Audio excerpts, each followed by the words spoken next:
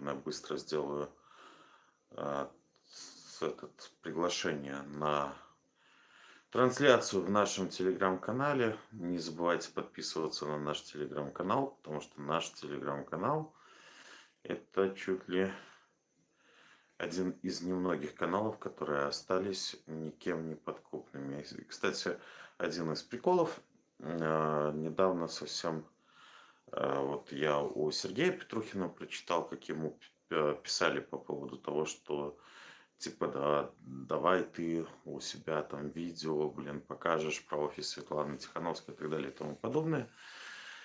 И я вам могу сказать, что, скорее всего, это была провокация КГБ, потому что то же самое пытались и мне скормить. Но тоже, что я, что Сергей Петрухин мы послали нафиг, и, соответственно, на это мы не купились. Поэтому сейчас, секундочку, я как раз раскидываю, поделиться, копировать ссылку на телеграм-канал, и будем починать. Так, вставить сюда. Так, и сюда. Привет, Петя. Как дела? Вот, одна из новостей, которые сегодня вышли, очень интересных, это что Путин готовился к нападению на Украину с 2020 года. И здесь, конечно же, эта новость меня очень сильно повеселила. Почему же она меня повеселила? Потому что, по сути, только мой канал и утверждал, что Путин готовился к нападению на Украину с 2020 года. Я приводил множество аргументов. Аргументы мои были в том числе направлены на то, что в 2020 году наша псевдооппозиция водила людей по улицам и делала все для того, чтобы слить протестную активность. Вот. Кто, кстати, будет спрашивать, что у меня сзади? Это мои грамоты и, соответственно, флаг с подразделениями, которым мы оказывали помощь. Вот. Поэтому здесь у меня, я себе сделал такую маленькую стену славы, извините. Вот. Ну, надо ж хотя бы и свое самолюбие потешить.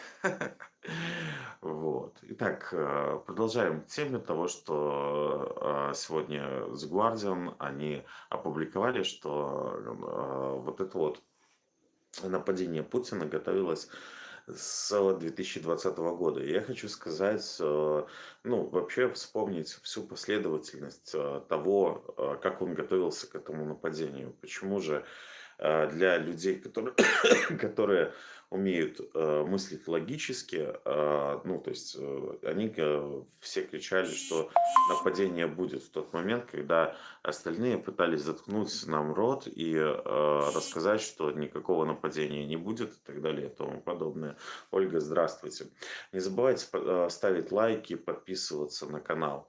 Итак, в 2020 году в России произошел очередной конституционный переворот. Путин, если вы помните, его тогда называли обнуленышем, да, то есть кто-то там обезжиренным называл и так далее и тому подобное. Он себе обнулил сроки и юридически оформил право править пожизненно. Это одна из первых вещей, которые были сделаны в 2020 году перед вторжением в Украину. И параллельно он усилил роль силовиков и самого себя. Ну, я не считаю, что он является каким-то там легитимным президентом, да, то есть потому что он, по сути, преступно изменил законодательство и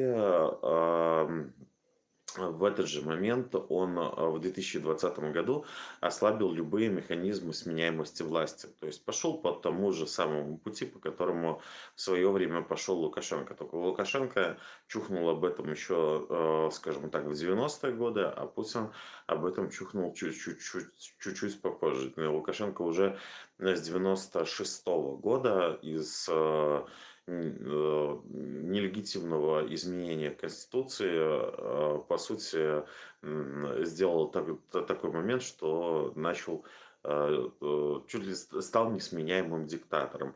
И еще раз, ребят, я вам как бы напоминаю, что одна из главных вещей, которые вы можете, чем вы можете помочь нашему каналу, это просто поставить лайк, а если вы еще и распространите видео, это будет еще лучше. Так вот, это был важный психологический момент. Человек, который не собирается уходить, может позволить себе войну с долгими последствиями. Дальше, что же еще произошло в 2020 году? Если вы помните, в 2020 году произошел ковид, да, и вот этот вот ковидный бункерный режим, когда произошла максимальная изоляция, узкий круг общения, в этот момент развивалось влияние силового блока и ну, то есть, грубо говоря, усиливались всяческие, ну, то есть недовольства в обществе, которые помогли зачистить протестную активность в самой лояльной на тот момент стране к России, это на тот момент Беларуси. То есть на тот момент в Беларуси было очень лояльное пророссийское общество. Вот. И если вы вспомните, тогда на арену повыходили все вот эти вот пророссийские деятели, как Павел Латушко кричал там по поводу, цитируя Павла Латушко, это последним будет тот политик, который пойдет против России, говорил Павел Латушко. Так вот, там Мария Колесникова, Виктор Бабарики и всякая другая ерунда. То есть зачистить протестное поле получилось с помощью агентурных сетей в нашей псевдооппозиции. Также я хочу вам напомнить про Казахстан, потому что в Казахстане в 2021 году в начале произошли тоже волнения, где Назарбаева сменил Токаев, и многие говорят, что как бы Токаев может быть не пропутинским. Нет, это неправда, потому что через Казахстан сейчас по сути ведутся, ну, везется, ввозится очень много санкционного товара. И это тоже была такая подготовка с зачисткой вот этого вот, грубо говоря, общества, да, то есть с зачисткой протестного потенциала.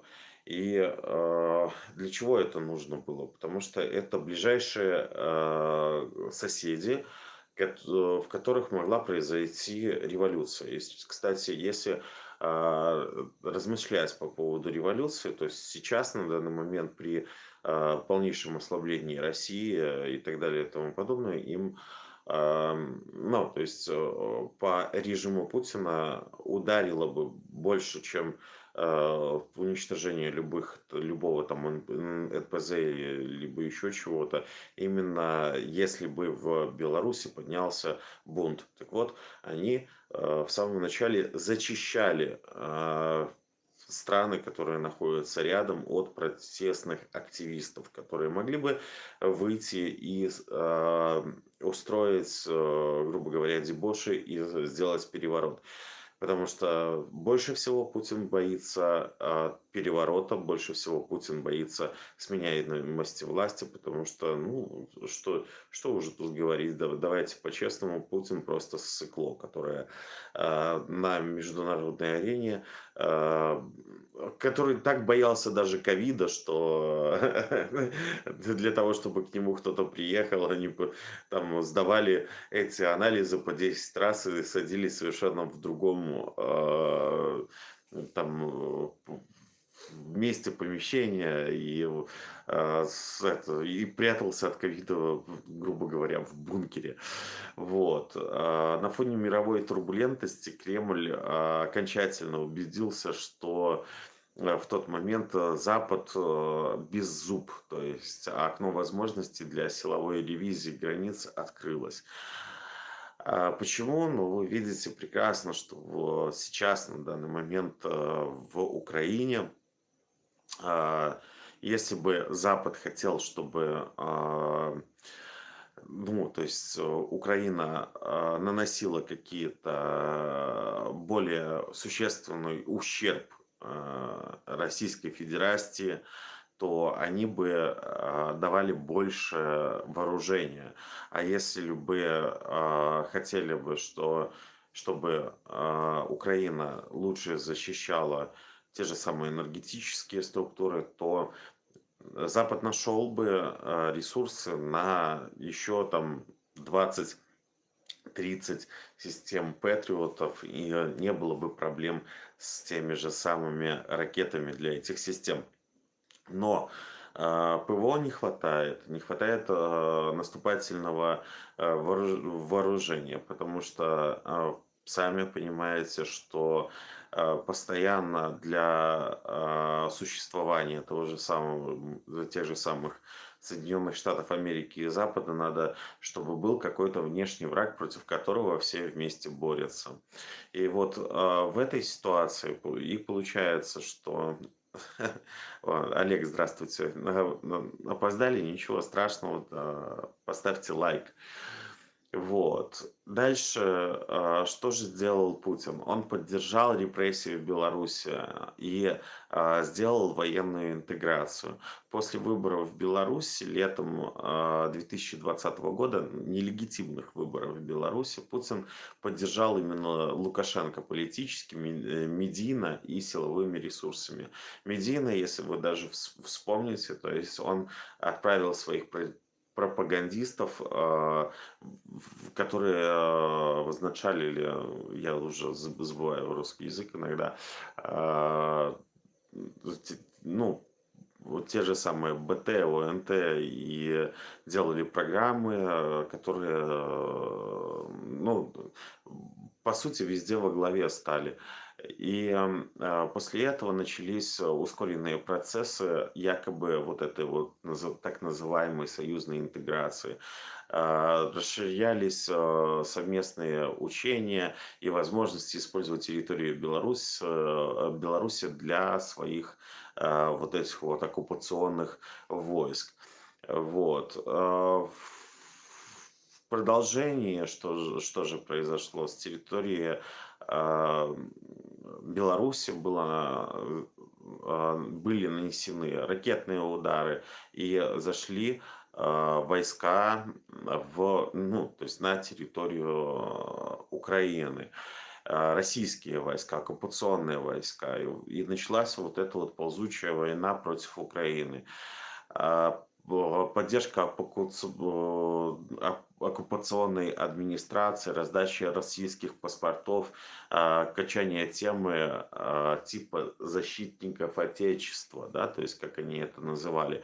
Если вспомните, и можете в интернете посмотреть, были даже вскрыты эти схроны, да, то есть после того, как российские войска отступили от Киева, где нашлись новые паспорта Советского Союза, которые они хотели выдавать на территории Украины украинцам вместо этого.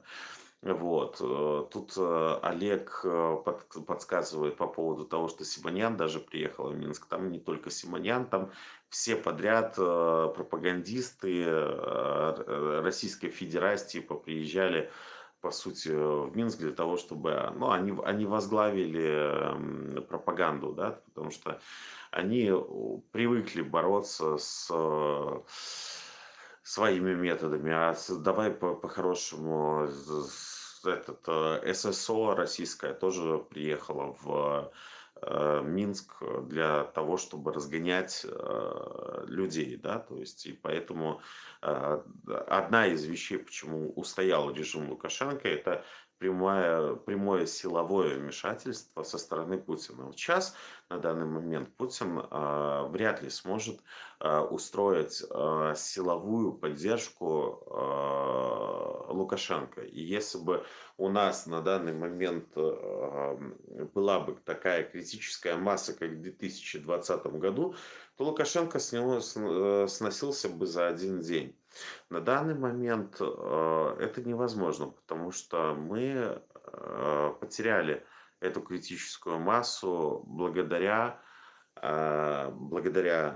нашим псевдодемократам, которые до сих пор любую активность, которую они начинают, она заканчивается сливом.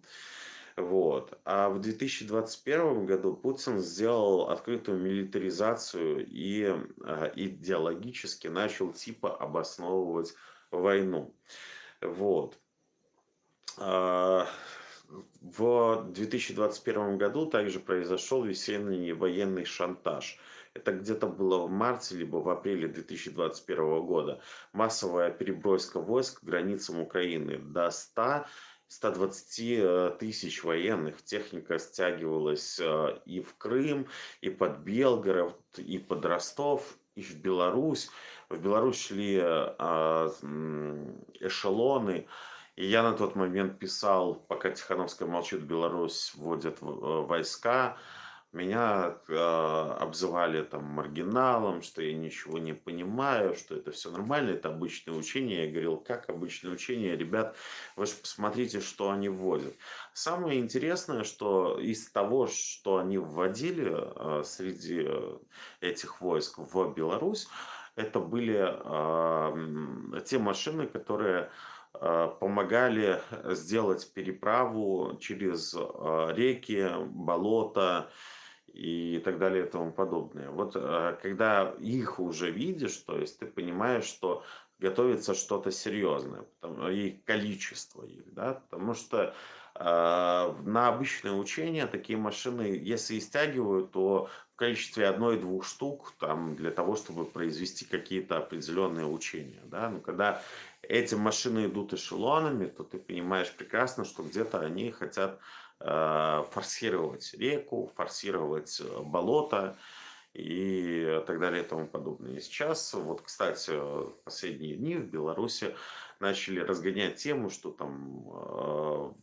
Гомельской или в Гродненской области, я уже точно не помню, якобы пошел призыв. Так вот, на данный момент то, что людей там созывают на учения, я вам могу сказать ни о чем, потому что на данный момент мы не видим критического скопления техники на территории Беларуси, и можно говорить о том, что это просто очередные вот эти вот учения, которые происходят каждый год.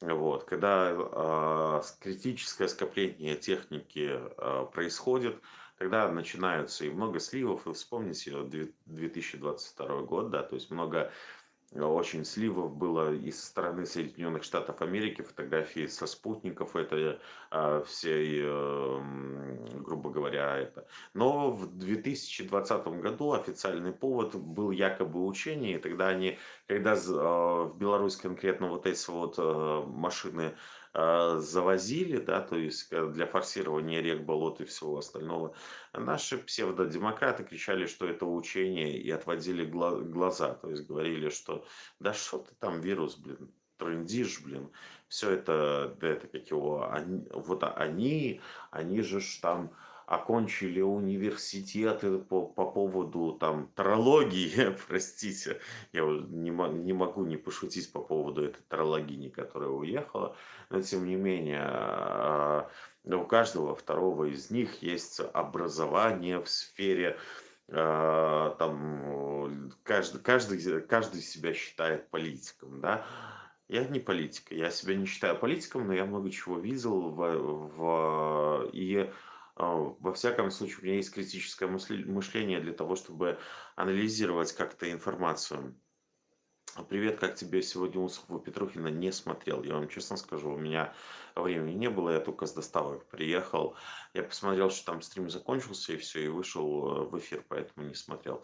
Лукашенко знал о начале войны незадолго до этого, или ему ничего не сказали? Конечно же, он знал задолго до этого, ему сказали, он не зря Тихановскую допускал до выборов, потому что им надо было явка и протесты для того, чтобы слить протестный актив. Они это получили. получили.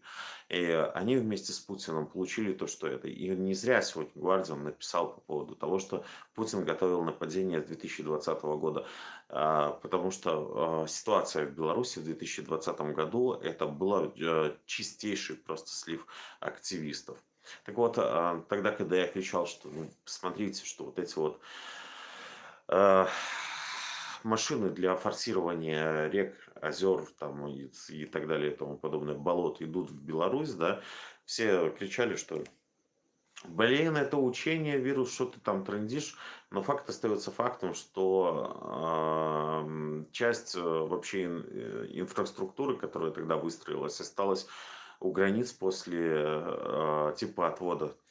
Как думаешь, на кого Россия сделала ставку после смерти Лукина? Премьер-министра или на кого-то из местных силовиков или Витя Лукашенко?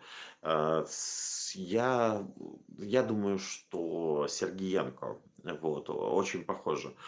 Ну, давайте так, ребят, я не очень хочу раскрывать свои, скажем так, э, свои догадки, свои данные, которые я знаю, только по одной причине, потому что их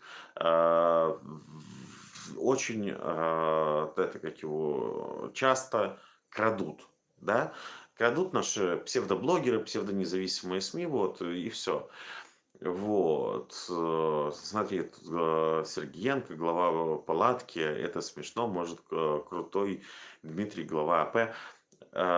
Я думаю, что Сергеенко. Почему, я рассказывать не буду. Потому что крадут информацию, представляют ее как свою, все вот эти вот наши Нивы и все остальное. Я тебе сказал свое мнение. Дальше я не хочу по этому поводу разглагольствовать. Знаю я информацию, не знаю я информацию, это мое дело. Откуда у меня информация, это тоже мое дело, да, то есть я знаю информацию с многих источников, в том числе из источников там США, Польши и так далее и тому подобное. И я вам скажу, что я знаю определенную информацию, я вам ее говорю, не хотите, не верьте. Это ваше, это через определенное время, я опять вам скажу, я вам говорил, и все, на этом до свидания. А объяснять, как, почему и сколько, я не хочу по причине того, что я этим занимался 6 лет. Вот. И 6 лет пытались надо мной смеяться, а в итоге выходило что? Выходило то, что я оказывался прав, а люди, которые смеялись надо мной, садились в лужу. А после этого эти люди начали уже другую игру, которую я уже, ну, то есть замечаю издалека, понимаете? Когда они уже просто втихую начали такие подсасывать информацию. Думаете, просто так чат закрыл? Нет, я в чат закрыл, потому, чтобы они не подсасывали эту информацию. Вот. Усов говорит, что Качанова большое влияние имеет. Да, она имеет на территории Беларуси, но Лукашенко в жизни не допустит того, чтобы после него правила женщина. Он сексист, очень сильный сексист. И как бы это не было, факт того, что он Качанову не допустит, стопроцентный. А если вы посмотрите за Сергеенко и за его активностью, то вы увидите, что его готовят минимум со стороны КГБ. Вот, минимум со стороны КГБ. Его активность, посмотрите, и очень интересные вещи с ним самим происходят. Я за ним наблюдаю минимум 2 года, и я могу сказать, что очень похоже, что его готовят. Ну, это вы еще не забывайте еще такая вещь, как вилка. То есть они делают всегда 3, 4, 5 шагов вперед для того, чтобы посмотреть, как будет развиваться ситуация. И есть наиболее, как там, наиболее вероятные ситуация, а есть наименее вероятная ситуация, да, то есть и вот наиболее вероятные ситуации я еще как бы вижу, но есть и менее вероятная ситуация. А Усов, ну, Усов много может чего говорить, но, скажем так, давайте по-хорошему, я в свое время и Усову, и всем остальным говорил: меньше тусуйтесь на Еврорадио, меньше тусуйтесь на Белсатах и на всем остальном, развейте что-то свое.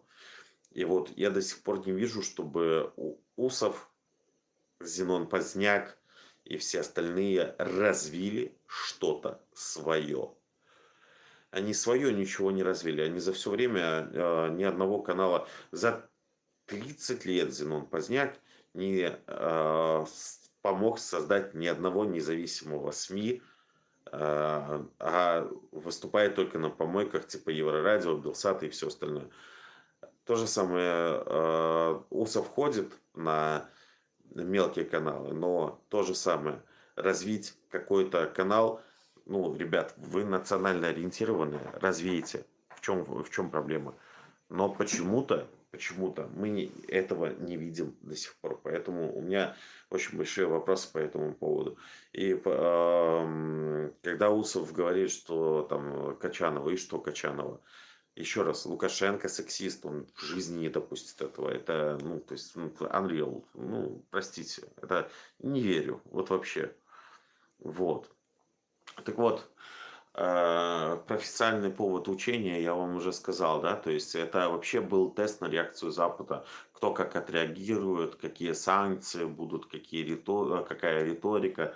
Вы же сами понимаете, что в Европе, ну, тот же самый Орбан сидит, и любые там пакеты санкций, которые готовились, ну, по-любому происходили какие-то определенные сливы.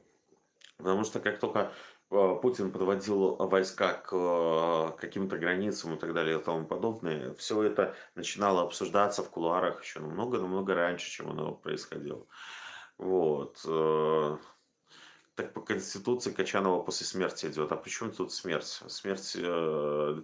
Смерти диктатора не будет, ну, имеется в виду, если только она будет непреднамеренная, там Российская Федерация в жизни не пойдет на то, чтобы его сейчас отравить, либо еще что-то по той причине, что она очень слаба, и в ситуации, когда Российская Федерация очень слаба, им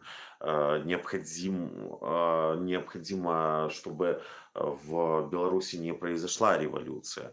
А если диктатор умрет, то народ выйдет. И вы же сами понимаете по поводу того, что если критическая масса народа выйдет на улицу, то может произойти свержение власти. И вот это Путину максимально не нужно. Поэтому тут такой вопрос, что ну и что она исполняющая обязанности в случае смерти диктатора, она должна прийти к власти. Путин будет все делать для того, чтобы диктатор выжил. И если вы вспомните, когда диктатору было плохо, его увозили в Москву, где его там лечили, и потом привозили обратно. И если бы надо было, чтобы он сдох, он бы сдох. Понимаете? Если бы Путин хотел, чтобы он сдох, он бы сдох. Кстати, Путин чем славится? Ну, тем, что он любит отравлять людей, да, не забывайте об этом.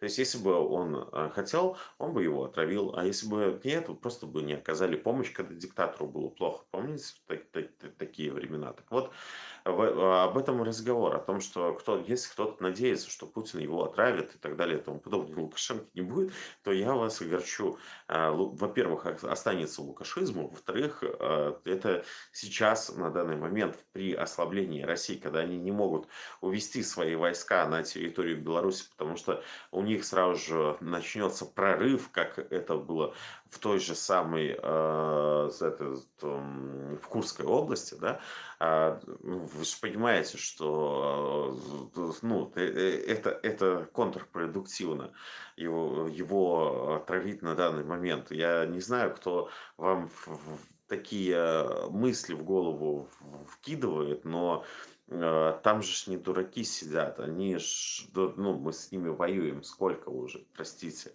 Вот, мы как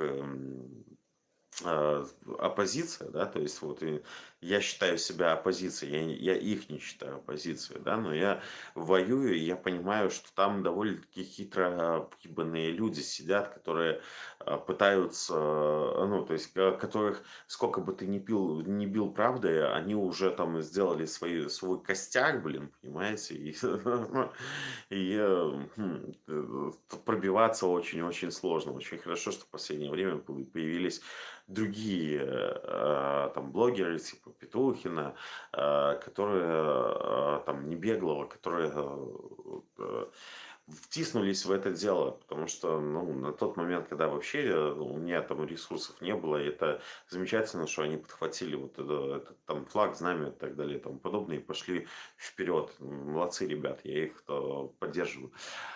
Ребят, 13 человек смотрит, поставьте, пожалуйста, лайк. Я понимаю прекрасно, что я практически долгое время не выходил в эфир, и поэтому вы отвыкли от этого.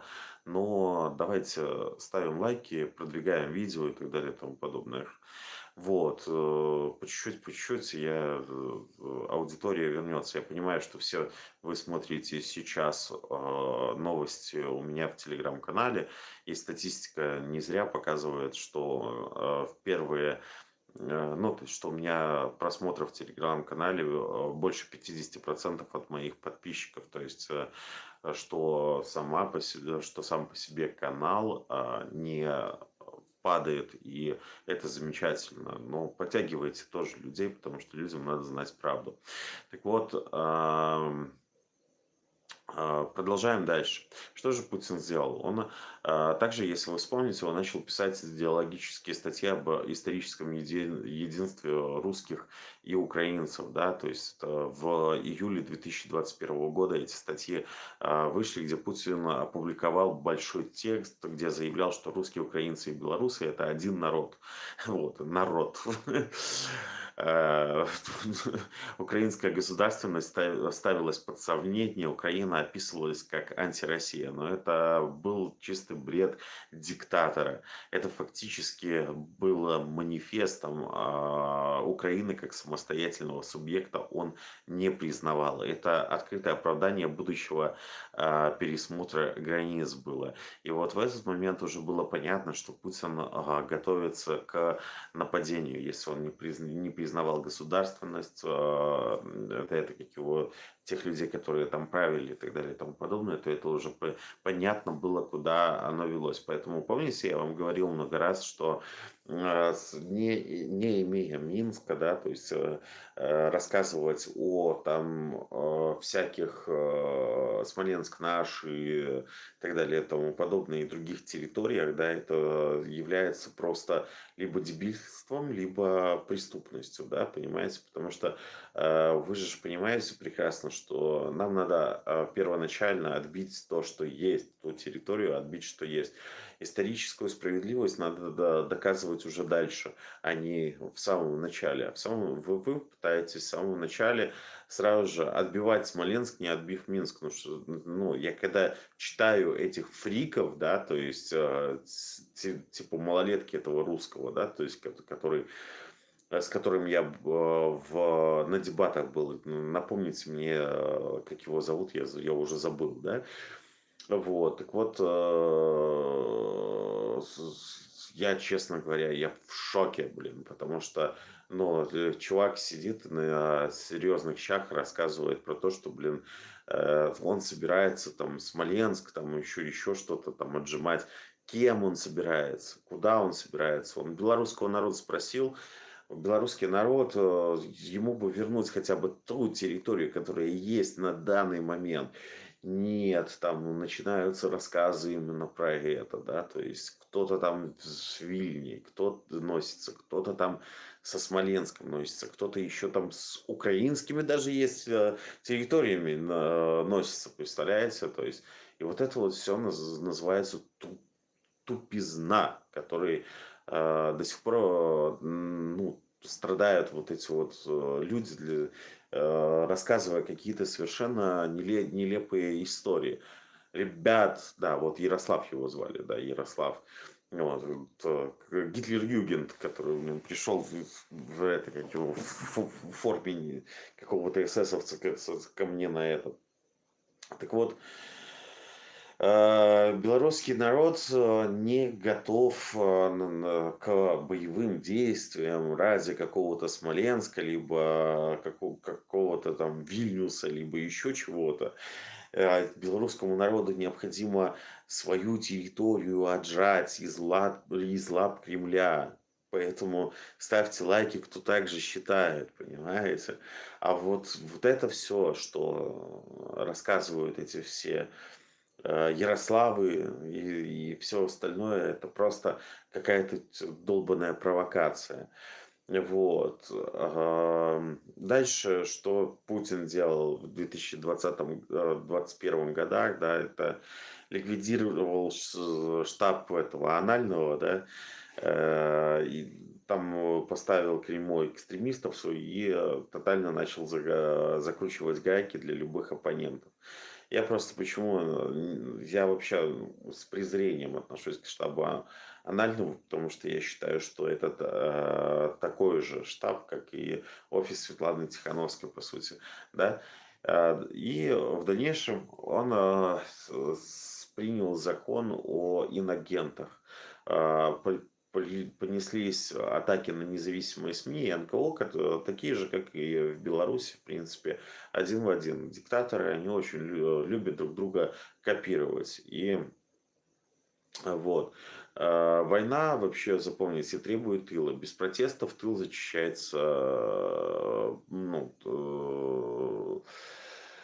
заранее. То есть вот они заранее начали защищать этот тыл. Ольга, сказочники из мира розовых пони хотят чужими руками и Смоленский Вильнюс. Да, так я же об этом и говорю, что я считаю вообще это вредной риторикой, которая, грубо говоря, просто убивает даже, ну, давайте так, в основном более жестко настроены являются правые силы, да, то есть правые, ультраправые, вот. И поддержки у левых сил искать бессмысленно. Поддержки у этих либералов и так далее и тому подобное искать бессмысленно.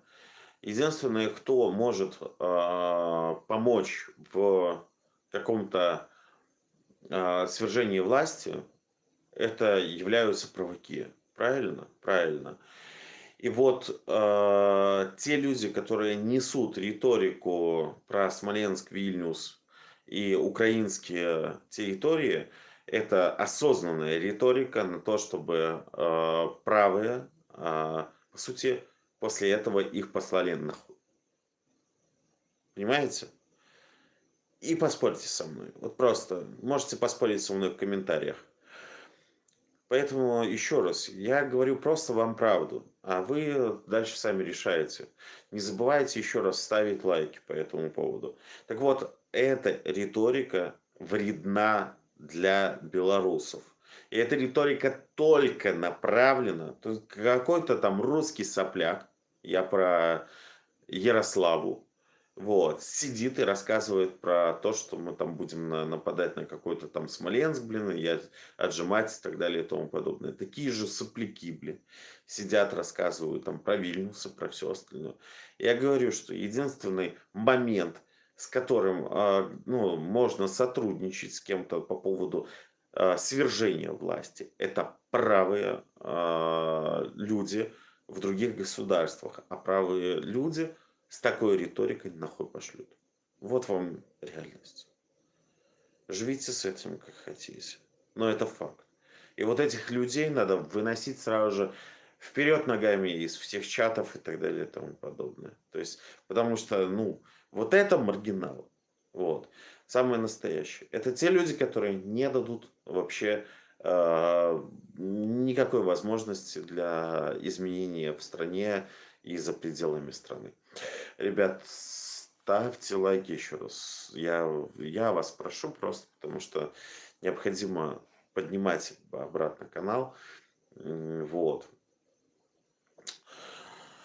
Дальше в 2021 году начался энергетический нажим на Европу. Сокращение поставок газа, игра со складами с транзитом, шантаж с запуском Северного потока-2. Кремль начал прощупывать, насколько Европа зависима и готова ли она жестко отвечать в случае агрессии. После этого начался осенний новый этап наращивания войск. Это было в октябре-декабре 2021 года. Вторая волна массированного подтягивания войск к Украине, включая переброску войск в Беларусь. Там сутками шли вот эти вот просто эшелоны. Да? Строились полевые лагеря, логистика, склады боеприпасов. И уже не просто пожужжать и разойтись, а реальная подготовка к наступлению, которая была видна. Если помните, возле Днепра они так стояли. И в один день построили те же самые переправы с помощью этих машин и выдвинулись на Киев. И потом, что было, декабрьский ультиматум НАТО и США, он происходил 15-17 декабря 2021 года. Москва официально передала Западу проекты договоров о гарантиях безопасности, где потребовала запрета на вступление Украины в НАТО и отката инфраструктуры НАТО из Восточной Европы. То есть, чтобы НАТО отошло из Восточной Европы, что уже было само по себе очень смешно. И формула здесь была простая. Либо Запад добровольно отступил бы, либо Россия вынуждена применить военно-технические меры. Это политическое прикрытие уже запущенной военной машины, которая начинала только набирать обороты. И в январе-феврале 2022 года финишная подготовка произошла и запуск войны. Перевод экономики и риторики на военные рельсы произошел в январе 2022 года. Внутри страны бесконечно заявлялись об угрозе НАТО, геноциде на Донбассе, красных линиях с Россией. Помните это? Я ржал долго с этих красных линий, до сих пор красным серят. Так вот, параллельно завершалось это развертывание войск. Техника уже стояла на боевых порядках. Учения в Беларуси в тот момент, прикрытие этими учениями в Беларуси, это была, по сути, фактическая оккупация ее территории Беларуси войсками РФ, и это было в начале 2022 года. Ребят, пожалуйста, ставьте лайки, 2 раза тапаем по экранчику вашего смартфона для того, чтобы лайк поставился. Под предлогом учений в Беларуси завели крупную группировку, которая потом пошла на Киев и север Украины. Лукашенко де-факто отдал территорию нашу, белорусскую нашу территорию, под плацдарм. В дальнейшем Путин что сделал? Он сделал ответ на отказ Запада принять ультиматум. Это было конец января, середина февраля 2020 года. НАТО и США в тот момент отвергли ключевые требования Кремля, предлагая ограничительные меры доверия и контроль вооружения. Москва в этот же момент заявила, что ее ключевые интересы проигнорировали и грозила военно-техническим ответом. И после этого уже началась эскалация вокруг ОРДЛО. И признание Российской Федерации, ЛНР, ДНР, это было как раз в феврале 2022 года. Резкий всплеск обстрелов, эвакуация жителей в Россию, картинка типа Украина на них напала. Вот. 21 февраля Путин признал ДНР и ЛНР уже официально в их границах, претендующих на всю Донецкую и Луганскую область. Одновременно подписывались договора о помощи, которые юридически дали Кремлю предлог ввести войска. И 24 февраля 2022 года произошел старт полномасштабного вторжения. Приказы уже были отданы заранее, удары наносились сверху с 3 направлений.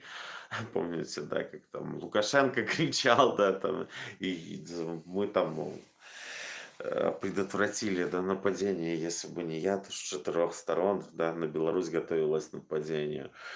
Так вот, с 3 сторон шли нападения на территорию Украины. Это через, ну, с севера через Беларусь на Киев, с востока из Донбасса и Белгородской области, и с юга, из Крыма. Цель была заявлена в стиле оккупации, демилитаризация и денацификация Украины. По сути, смена власти со словом украинской государственности.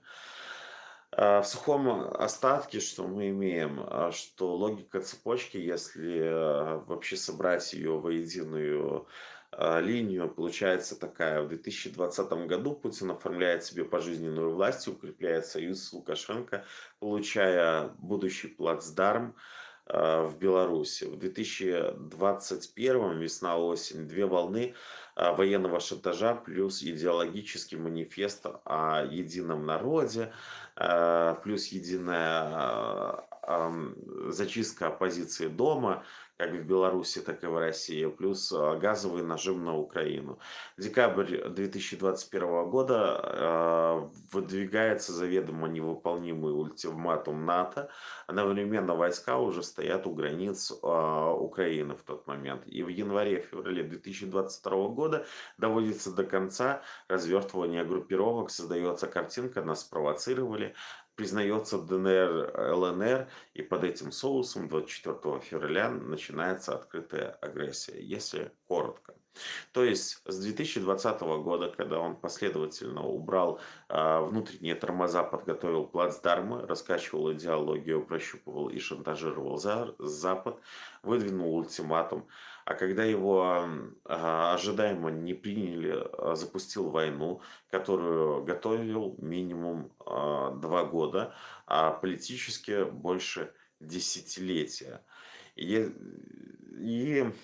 что я вам могу сказать? Наши дипсилы в этом очень хорошо поучаствовали на стороне режима Путина и режима Лукашенко, когда помогли зачистить Беларусь от протестного актива. И сейчас на данный момент белорусы разбросаны по разным странам мира.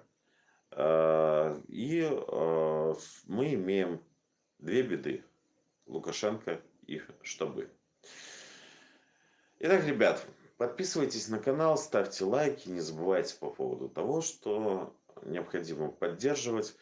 Хотя я уже нашел выход для того, чтобы открыть свой бизнес. ФОП я уже себе оформил.